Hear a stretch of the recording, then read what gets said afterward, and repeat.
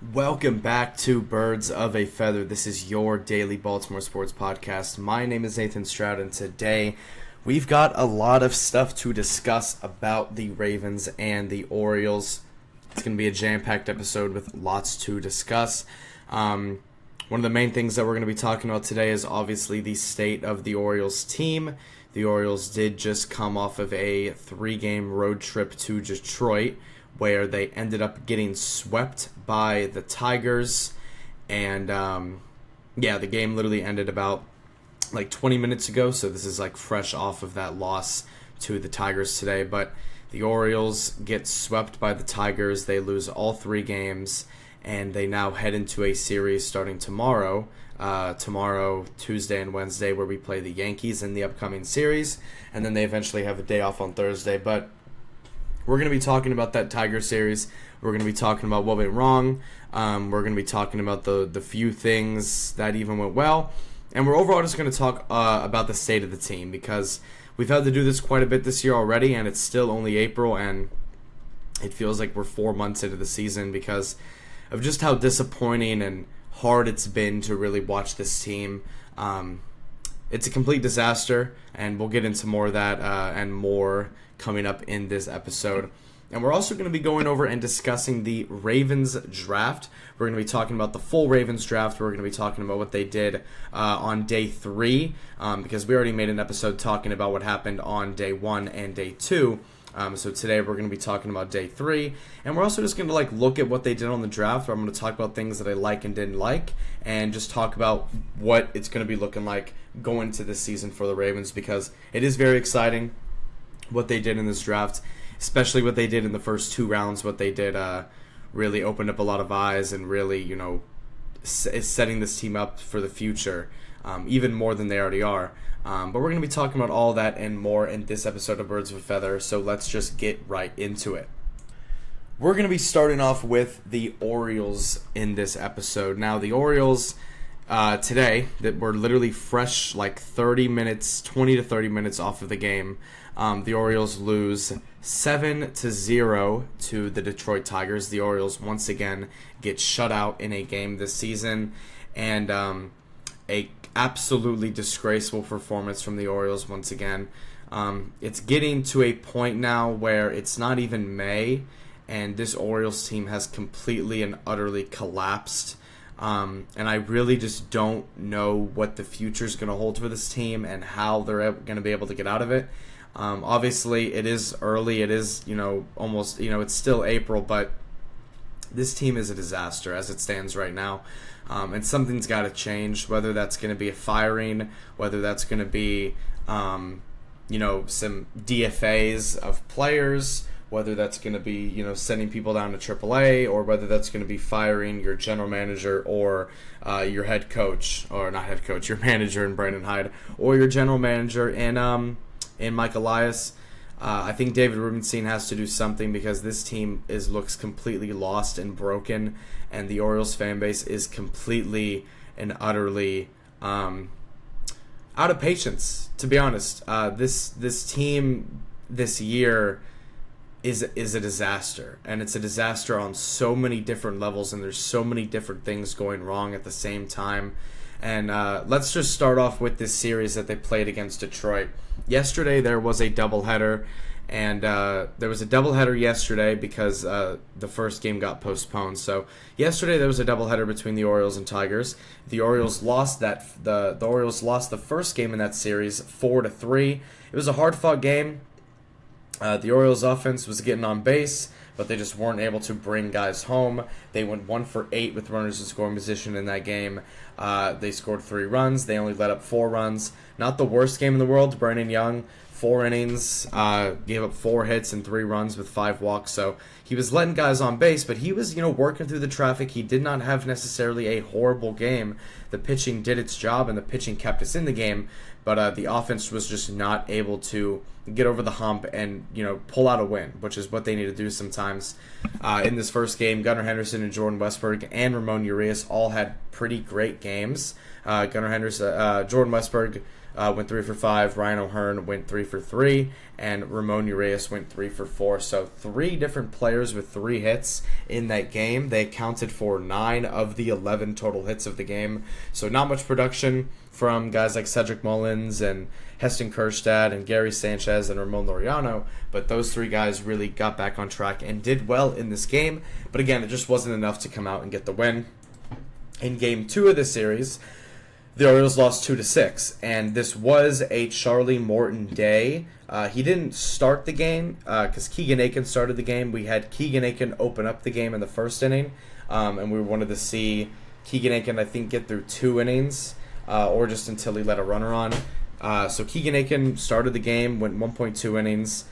This was kind of a bullpen game. This was pretty much a bullpen game for the Orioles. I don't think they expected it to be a bullpen game because they would have thought that Charlie Morton would have gone longer than he did. But unfortunately, it is Charlie Morton, and he is... I mean, there's a lot of words I can use to describe Charlie Morton, but let's just say he has not been very... he's not been useful at all for this Orioles team this year. He's actually been the complete opposite. He has been absolutely horrible for this Orioles team. And that's about all you can really say about him. Keegan Aiken opened up this game, went through 1.2 innings, let up a walk. Brandon Hyde took him out, put Charlie Morton in the game. Charlie Morton, once again, surprise, surprise, got the loss for the game. So Charlie Morton has 6 starts for the Orioles this year. He has been credited the loss in all 6 of them. In this game, he went 3.2 innings, gave up 3 hits, 3 runs, 5 walks, 3 strikeouts, a home run, and an 80 pitch count. This was technically Charlie Morton's best outing of the season. He did only get through 3.2 innings, but he did only give up 3 runs, and I'm saying only 3 runs as a compliment because only giving up 3 runs for an Orioles starting pitcher this year is phenomenal. It's actually insane. But Charlie Morton gives up 3 runs, does have the 5 walks and the 3 hits, and the 80 pitch count, so that's why we had to pull him early. So once again, Charlie Morton did horrible. Strengthy Dominguez came in, 1.1 innings, gives up 2 hits, 3 runs. He does horrible. Just not good. Not good for the Orioles. Not a good pitching game, not a good hitting game as well. They went 1 for 6 with runners in scoring position. Big days on offense for guys, I guess I would say, would be Gunnar Henderson. He went 2 for 4, had a multi-hit game. He's the only player that had a multi-hit game. They only had 6 hits on the day, but they weren't able to do anything when they were on base. And then going into the game that just ended about 20 minutes ago, the Orioles lost 7-0 to the Detroit Tigers, and it was once again a offensive disaster and a pitching disaster. Dean Kramer got the start today, 2-4 in his 6 starts, 4 hits, 5 runs, 4 walks. Let 9 runners on base, gave up 5 runs. Just horrible. Just absolutely horrible again from Dean Kramer. Just not a good start. 97 pitch count across 5.2 innings. The bullpen came in. Grant Wolfram made his first start in the majors. 1 inning, 2 hits, 2 runs. Just not good. Just not good at all for the Orioles. They lose 7-0. They get shut out. The pitching was bad. The offense was bad. If we go over to the offense, they had 5 total hits on the day. And they were 0 for 9 with runners in scoring position. So you're starting to see a little bit of a trend here with these Orioles games, especially recently dating back to the National Series as well, where they just cannot bring runners home. And it's very similar to what happened at the end of last year. If you look at the second half Orioles of last season, they struggled heavily with runners in scoring position. It just felt like every single game they were just struggling with runners in scoring position. Even in games that they were winning, they were struggling. And once again, it just seems like one of those days. It just seems like the momentum of last year has completely carried over into this year. I wanted to say, when this stuff was happening in early April, even in mid-April, when I was talking about the momentum of last year, hopefully not carrying over, I just wanted to say, it's early. They're going to figure it out. They're going to get past it. But I think now, after this series especially, I think I can officially say that the momentum of last year's Orioles has completely shifted over to this year's Orioles. But the only difference between the second half Orioles of 2024 and the Orioles currently in 2025, the only difference is that the pitching is the starting pitching is 10 times worse. So there's really no good things going on with the Orioles at all, actually. It's very hard to even dictate good things that are going on with this team, because when you go and look at the lineup that the Orioles put out there today, Ramon Laureano is the leadoff guy. And the reason why this lineup looks like this, Ramon Laureano, then Gunnar, then Mountie, then Ramon, then Gary Sanchez, then Dylan Carlson, then Heston Kjerstad, Jorge Mateo, and Jackson Holiday. And the reason why this lineup looks like this is because yesterday, Tyler O'Neill was put on the 10-day IL with neck inflammation. And also, today, Cedric Mullins, Jordan Westberg are both day-to-day, and Adley Rutschman. So all three of those guys are day-to-day with injuries. I think Jordan Westberg tweaked his hamstring. I think Cedric Mullins is just sore, and same with Adley. So Brandon Hyde said that he would have hoped that those guys would be available off the bench today. None of them ended up playing. Obviously, there was no reason to. This game was over pretty much after the second inning. I mean, we went down 2-0 in the second inning, and in my mind, I thought, this game is over. Because, again, the way that this Orioles team works is they are not going to win a game if they don't start off the game well. I trust the bullpen to close the game out late. I just do not trust this offense at all, and I also don't trust the starting pitching. So, at this point, the only times that the Orioles can win is if they end up scoring early. I don't trust them to score late. I don't really trust them to score early. I don't even really trust them to score at all. Obviously, today they go out there and get shut out. But it's just horrible. It really is just bad for the Orioles. I mean, I've said this a lot. There's been a lot of negativity when it comes to this Orioles team. I mean, this Orioles team, not even a week ago, lost 24-2. Actually, a week ago today, they lost 24-2. So, this team is a disaster. This team is a mess, and there's a lot of people to be held accountable. The players, the pitching, the starting pitching has been horrible. The offense has been horrible. Brandon Hyde, every time they look at him, he just looks like he has no idea what he's doing on the sideline. Looks like he has no idea what he's doing in the dugout. Mike Elias built this team up and completely wasted all of it. And this front office should really be ashamed of themselves for what they're doing. This team, for the past 2 years, was a team that was regarded as one of the top dogs in the AL. Obviously, the Orioles tanked for several years. They finally got back on track due to all of the young talent that they have. And then all of a sudden, this past offseason in free agency, it was a horrible free agency for the Orioles. They went out there and settled for Charlie Morton. They settled for Tomoyuki Sagano. I'm not even going to say settled for Tomoyuki Sagano. Tomoyuki Sagano is one of the only bright spots in this Orioles team. He is the only bright spot when it comes to Orioles starting pitching. He's been the only pitcher that's come out there and given us a real chance to win. He's given us some great innings. And Tomoyuki Sagano is going to get the start tomorrow. So, again, when Tomoyuki Sagano starts, I honestly feel like we have a chance. But at the same time, you're not going to win a baseball game when you score 0 runs. You're going to have to go out there and put runs up on the board. This offense is going to have to find its consistency. They're going to have to find a rhythm, which they have not been able to find at all this year. In the first 27 games of this season, they have still not found a rhythm or found any sort of consistency within this team. And the thing about this that makes it even more frustrating, and the reason why this Orioles season is so frustrating, and more frustrating than a season for like the Rockies or the White Sox, because the Rockies and the White Sox, their fans expect them to be bad. Their fans expect them to not do well during the season because they understand that their team just isn't talented enough. But when it comes to talent on this team, when it comes to mainly the hitting talent, the talent is there. I've seen this talent produce. I've seen Jordan Westbrook produce. I've seen Gunnar Henderson put up MVP caliber season. I've seen Adley Rutschman put up numbers to be a top 3 catcher in baseball. I've seen Colton Cowser almost win Rookie of the Year last year. Obviously, he's hurt right now, but still. I've seen the production in this team. In the 2023 Orioles and in the first half 2024 Orioles, I've seen the production within these guys on this team. I know what they're capable of.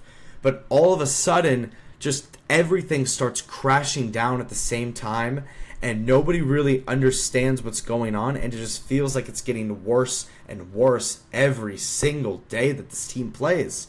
And they're losing in such pitiful and disgraceful ways. And I mean, that's the only really words you can use to describe it. Obviously, you have to keep your your held head high, and obviously with baseball, you can have horrible losses like they did today, and they got to go out there, back out there tomorrow in front of their fans in Camden Yards against the best team in the American League in the Yankees, and they got to go out there and perform, and they got to go out there and find a way to win. But I can tell you right now that after what they did on this road trip against the Nationals and against the Tigers, they're going back home against the best team in the American League in the Yankees. I'm just going to be honest, I wouldn't be surprised if the fan turnout is a lot lower than what they expect, and I also wouldn't be surprised if the Orioles do end up playing bad tomorrow or sometime throughout this series, that they will boo them as they come off the field. Because at the same time, this team is, it's a mess, man. I mean, it really is just a mess. There's no other words to really describe what's going on. It's just unfortunate. It's disappointing. And they just got to figure it out. They got to figure something out. I mean, when it comes to the game today, Jorge Mateo went 2 for 3, which was just, insane. The worst hitter on the team ends up going 2 for 3, but it's not enough because obviously they score 0 runs. They go 0 for 9 with runners in scoring position. And, they can't hit, they can't pitch, and the decisions that they make are just not good. Just the little decisions when it comes to lineup, when it comes to knowing when to pull your pitchers. It's just bad. It's just bad all around. And again, as I was saying earlier, this front office should be a little bit embarrassed at what's going on right now with this team. Because this was a team that, was at the top of the American League East. Not even just about the American League East. This team was, 2 years ago, was the number 1 seed in the American League. 2 seasons ago. This team had the best record in the American League in 2023. Last year, they fought and competed with for the top of the American League East all year with the Yankees. It was going back and forth. It was a blood fight back and forth between the Yankees all last season before they eventually, in the second half, just dipped down and, lost the lead and ended up not winning the division. But they still made the playoffs last year as a wild card team, and they had home field advantage, which again they still lost with. But the past 2 years, this team has been a juggernaut in the American League. Over the past 2 years, the Orioles, besides this season, going into this season, the previous 2 years combined, the Orioles have the best record of any team in the American League when it comes to total wins in the past 2 years.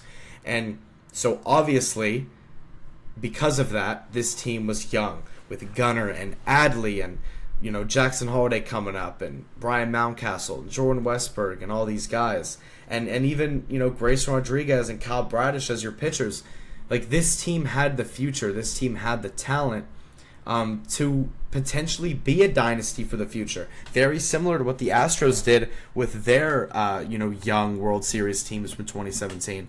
But unfortunately, this team just took a very big dive, which is this season and the second half of last year. The second half of last season, there was a little bit of worry that maybe it was going to spread to this year, but we were just hoping hopefully not. But this team 2 years ago, best record in the American League. Last year, almost won the division against the Yankees and still had one of the best records in the American League.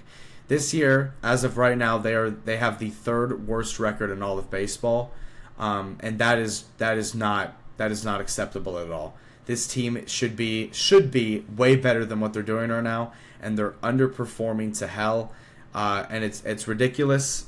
And there's really nothing else to say about it. I mean, to be honest, it's just upsetting because this team had everything in front of them, and obviously these guys are still young, and obviously who knows what's going to happen when it comes to the rest of this season or this offseason, or maybe what's going to happen. Maybe this is just a little, maybe this is just like an off year and a dip in the road in this coming out of the rebuild, and everything will be fine for the next, few years. But as it looks right now, just things don't look very well for the future when they should. This team is the cream of the crop of the AL East.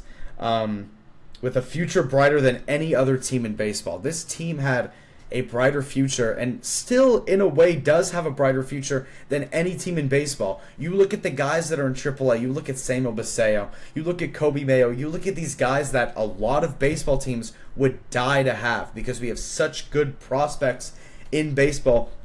And we have so many young, amazing, talented hitters in baseball as well. But obviously they don't look like very talented hitters because of the universal slump that they're in since the second half of last season. Just everybody's in a slump. This team, just the offense doesn't look talented. They are, and people know that they're talented, and people know that they're underperforming. But people know that there are talent, that there's talent there. But you look at the prospects that they have. You look at all the young players that they have on this team, and you look at what they're doing this year, and it just doesn't match up, and it's just disappointing in all regards and all factors. And I mean, in my opinion, for this team to really move forward and change, something's got to change.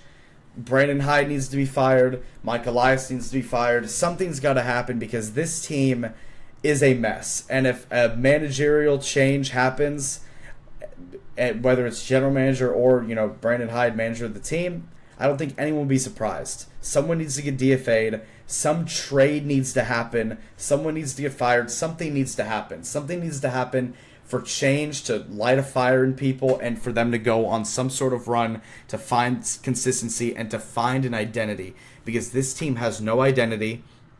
They can't hit. They have no pitching. And it's a disaster with this Orioles team right now. And it's disappointing on all regards. And it's upsetting because it just feels like the front office screwed this up. And they really did. But we'll see what's going to happen from here. Obviously, I love this team with every fiber in my body. I love this team to death. And I hope that they can figure this out. And obviously, this podcast, we're covering them every single day. And obviously, it's not the end of the world. It's not even May. It's still April in the baseball year. And I'm talking like this, but at the same time, how can you not? Because this team just looks disastrous as they are right now. I've used that word a lot in the past 20 minutes, but it's the truth. And hopefully things will get better. Obviously they are starting a 3-game series against the Yankees where it's going to be Tomoyuki Sagano pitching and then Cade Povich and then an undisclosed pitcher. So we'll see what happens there. Again, hopefully starting with this Yankee series, they can just win 2 out of 3, maybe even sweep the Yankees and just get a little bit of a rhythm going. Because if they can beat the Yankees in a series or even sweep them, that would be great momentum moving forward. Because again, the Yankees are one of the best teams in the American League, one of the best teams in baseball. And if they can get a series win against them, hopefully that can, light a little fire in them moving forward. And now I want to discuss and talk about the Ravens draft. Yesterday was the end of the NFL draft. Day 3 ended yesterday, so we officially wrapped up the NFL draft. And the NFL draft is over. Unfortunately, obviously, the NFL draft is such a fun event, and I love watching it every single year. Even next year, people are starting to make mock drafts for next year already. But so the draft is over. The Ravens made all of their picks. All 11 of their picks they made, and we're going to be going through all of them right now and just kind of reviewing and talking about them. Obviously, in the previous episodes, we talked about Malachi Starks becoming a Raven, how he was my dream pick for this team, how he fits in perfectly with the culture, fits in perfectly with the play like a Raven mantra and culture. Malachi Starks obviously going to play next to Kyle Hamilton next season, and they could easily form a top 3 safety duo in football next year. It's going to be so much fun to watch what Malachi Starks does. And I'm beyond excited to see what he does. I think he is a top 20 to 25 talent in this draft that we ended up getting at pick 27.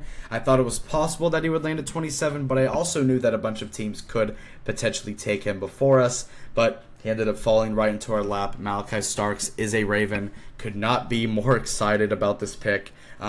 And 2 episodes ago on Birds of a Feather, I discussed it more in detail. But yeah, Malachi Starks is a Raven. Love that pick to death. And then obviously another pick that I love is the Mike Green pick. Now, obviously there is some controversy around this pick because we got him at pick 59 and he fell all the way to us in the second round. And that was because of some off-the-field issues, some off-the-field allegations against him. That, again, hopefully everything gets cleared and hopefully everything is good with that and that he didn't end up doing that and that he's not a horrible person, because I, really want to see this guy play on my football team because he is such a freak athlete and he's such a good football player. And I'd obviously love to see him play for us, but obviously if these allegations are true, that can't happen. But at the same time, I do trust Eric DaCosta and the research that he did on the topic and everything like that. He said he spent a full day with him in Baltimore. He said that he did more research on the allegations and that whole situation. He did more research on it and looked more into it than any other team in the league, which is maybe why he did fall to us, because maybe teams just didn't do enough investigating into it to really figure out if it's true or not. And that's probably a big reason why he did fall to us. But in terms of Mike Green, the football player, he is a monster. Mike Green, the person, I don't really know about Mike Green, the person.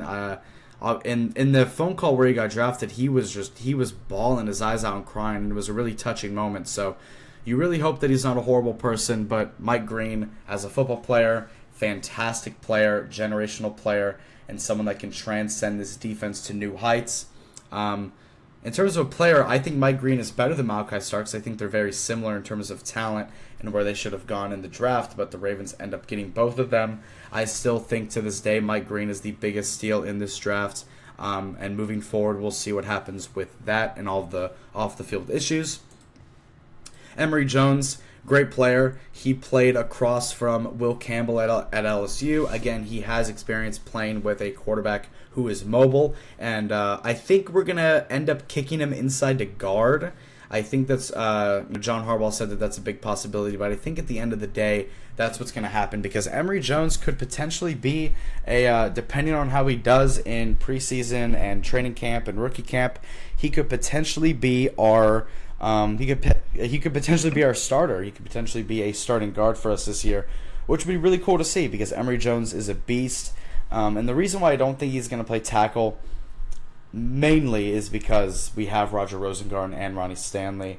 And Ronnie Stanley is one of the highest paid tackles in football after that extension. So, Emory Jones, he's going to do his thing. I trust him as a player. He was supposed to be like a top 15, top 20 pick at the beginning of the college football season, but he did fall due to some issues that he had on the field. But we'll see what happens with him. Very excited about this pick. These first three picks I am in love with for the Ravens.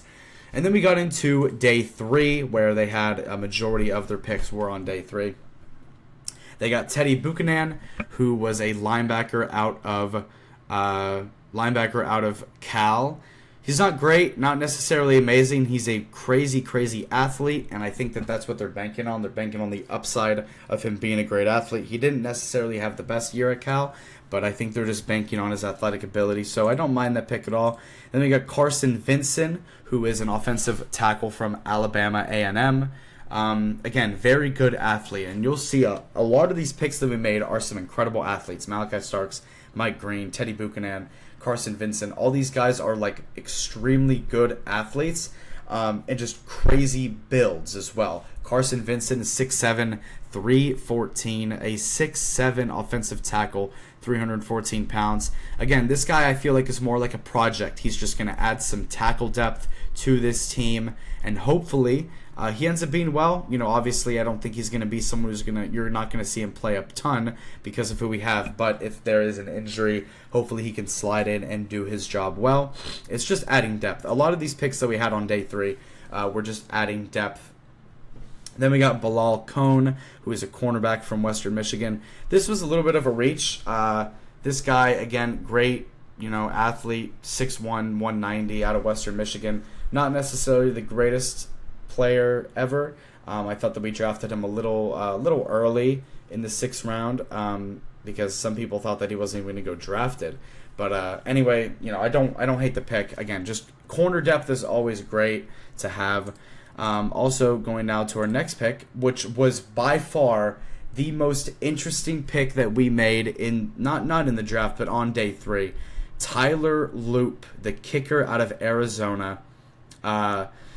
He finished his college career with the highest field goal percentage in Arizona history at 83.75. So his accuracy wasn't necessarily spectacular. It wasn't amazing for Tyler Loop. But the fact that the Ravens drafted a kicker really shows really shows everybody their thoughts on the Justin Tucker situation. How obviously everything going on with Justin Tucker and, his whole situation that he's got going on with his allegations. It's not looking good for him. Obviously, us drafting a kicker kind of shows that, because this is the first time in Ravens history that they've drafted a kicker in the draft. Obviously, for the past 12 years, Justin Tucker has been the kicker that we've had. He's been the best kicker in football. So there's been no reason to draft a kicker or even think about drafting a kicker. But with everything that's been going on with them, we ended up drafting Tyler Loop out of Arizona, which I'm fine with. He's got a hell of a leg. It said that he has the highest field goal percentage in Arizona history, and he made a program record 62-yard field goal against Houston in 2024. It says he's versatile, he can handle kickoffs, and he was also the primary punter for Arizona in 2020. So he plays all over in special teams, punter, kickoff guy, and field goal kicker. So Tyler Loop is looking like right now, I would put my bets down that Tyler Loop is going to be. I think we're going to end up cutting Tucker sometime in the next few months, maybe even sooner than that. But Tyler Loop, I think, is going to be the future kicker for the Baltimore Ravens. So hopefully he can have a long career for the Ravens. Hopefully he can be a accurate kicker with a huge leg, because that's kind of what the vibe I'm getting off is. I think Tyler Loop had the strongest leg of any kicker in this draft, but in terms of accuracy, he's not amazing, but he does have a really strong leg. So I trust our special teams coaches and everything like that to get him right in terms of accuracy, and hopefully he can be a stud for us moving forward. It's going to be weird not seeing Justin Tucker kick for us, but obviously with everything going on, we'll see what happens with that. But who knows? Really, who knows what's going on with Justin Tucker? I don't think it's looking good for him right now because we drafted a kicker, but we'll see what happens. Then we got LeJontay Wester, out of Colorado. I do remember this guy. He made the crazy catch off of the Hail Mary that Colorado did for them to win the game. The sliding grab from Shador. Shador threw up a Hail Mary. LeJontay Wester caught the pass to win the game for them. But he's a little undersized of a receiver. He's very small, but he is quick. He is speedy. I do think because of where we picked him, and obviously the way that he is as a player, I do think he could possibly become a kickoff returner and a punt returner. I think he's going to be more of a punt returner because Tylan Wallace is mainly our kickoff returner, but I think LeJontay Wester is going to be our punt returner.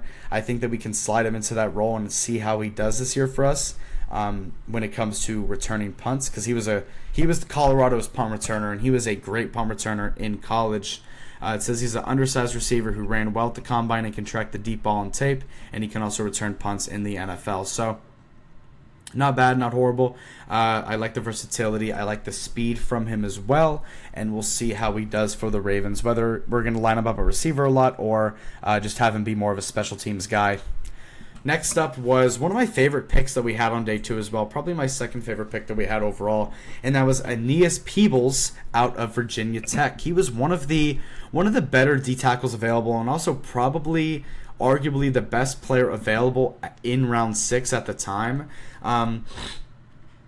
He is 6'1", 282, so he's a little bit undersized, but he does have short arms as well. He's undersized, but he is extremely strong, and him lined up next to Matabike could be a very scary sight. I do think he's going to get pretty good snaps as well. I think he's going to have pretty important snaps as well. I think him, Travis Jones, and obviously Matabike are going to all have a big role when it comes to the trenches and D tackle. But it says he plays with energy and aggression. His hands are active, and he continues to work when he doesn't win with his first rushing move, rushing the passer. He gets under blockers, gets his hands inside, pushes the pocket. He slips past blocks, gets into gaps, and disrupts plays in the backfield, defending the run. Again, he is undersized with short arms, and double teams can give him problems, but his strength makes him stouter for his 6 foot, 282-pound frame.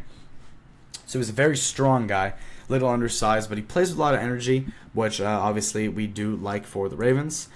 Then we also got Robert Longerbeam, who was another corner out of Rutgers. And again, any sort of corner depth is going to help. Obviously, Nate Wiggins is out there, Marlon Humphrey's out there. And, corner depth is obviously always going to be great. It says he led the Big Ten in passes defended last season, and he also had 2 interceptions. He tied for the second quickest 10-yard split for corners, and at the combine he ran a 4.39. So he is quick, he is speedy for a corner, and obviously kind of similar to Nate Wiggins as well, who ran the fastest 40 time for a corner last year. So like to see that from Robert Longerbeam. Again, hopefully he can have some impactful snaps for the Ravens. Because at this point, when you're in rounds, 5, 6, and 7, you're just trying to find depth for the team, and hopefully someone can, be a stud and play well for you. And then our last pick of the draft in the 7th round was Garrett Dellinger, who is a guard from LSU. Not a bad pick as well. For getting the 7th round pick, I don't mind this pick at all. This guy was a starting guard for LSU, so we actually picked up 2 of the starting offensive linemen for LSU in Emory Jones and Garrett Dellinger. Said he started 26 games at left guard, 3 games at left tackle, and 1 game at center. So he is versatile. He can play guard, tackle, and center. I think obviously we're going to have him play more of guard because we don't really need tackle depth, but we do need guard depth. Says he's a tenacious run blocker who walls off defenders and is effective combo blocking. He takes sound angles when climbing to the second level. Dellinger works on his hands inside and can stay in front of defenders once he latches off to a pass blocker. He has a wide frame and he doesn't waste a lot of motion, so he rarely gets caught in a bad position, and he's a big enough anchor to quick enough to react to the line stunts. So, very big guy, 6'4", 325, what you like to see in a guard. And hopefully he can also play some impactful snaps for us. He didn't play the last 4 games of the year due to an ankle injury, and I do think that is why he did fall a little bit as well. So I'll take it. I think the Ravens had a pretty good draft. I think they had one of the better drafts in general for teams. I don't think that day 3 was amazing, but I think days 1 and 2 made up for the draft as a whole. Malachi Starks, Mike Green, Emory Jones, and Aeneas Peebles are the 4 players that I am very interested in seeing how they do. Mainly the first 2 days. I mean, Malachi Starks, getting him day 1 was amazing. Mike Green in round 2, like that. I mean, it's insane. So the majority of this Ravens draft and the value from it is obviously from Malachi Starks, Mike Green, and Emory Jones can also be good as well. But I mean, they went out and got 2 top 20 to 25 talents in this draft in the first 2 rounds. And hopefully everything can be good with that. Hopefully these guys play well in rookie ball. They play well in training camp. And these guys can play some impactful snaps for us. I know that Malachi Starks and Mike Green are going to play a big role for the Ravens next year. I would think that they're going to be, instant starters on this team. And again, the Ravens did get better this weekend on the draft.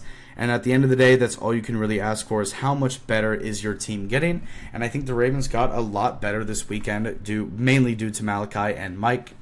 And again, super excited for the Ravens season next year. It's going to be a ton of fun. Any sort of news that comes out about the Ravens, we're going to obviously discuss it here on Birds of a Feather. But I think that news is going to start dying down a little bit because of the draft is over. So news is really going to start picking up again during training camp and moving into the year. I know that in a couple weeks is when the schedule comes out, so we'll talk about that then as well. But yeah, super excited for the Ravens. Love this draft that they have. And once again, Eric DeCosta did his magic once again. But thank you guys so much for tuning into and listening to this episode of Birds of a Feather. This was a little bit longer of an episode, but obviously there was a lot to talk about with the Ravens draft and, the state of the Orioles team because of all the stuff going on there. But I appreciate you guys so much for tuning into this episode. Appreciate all of the support. This is episode 26 of the show and the series. And I appreciate all the support again. Tomorrow, we'll be back at it again tomorrow with an episode sometime tomorrow night talking about the Orioles and Yankees game. Hopefully the Orioles can come out with a win. They're going back home tomorrow against the Yankees, and just hopefully things can be good. Hopefully things can get better for the Orioles. Obviously there's a lot of negative stuff with me talking about them, but I mean, how can you not? I mean, it's kind of a disaster right now. But again, obviously hoping for the best. I love these teams to death, and moving forward, hopefully everything's going to be fine with that. And I appreciate you guys so much for the support again. I'll see you guys tomorrow with another episode. Y'all have a great one. Peace out.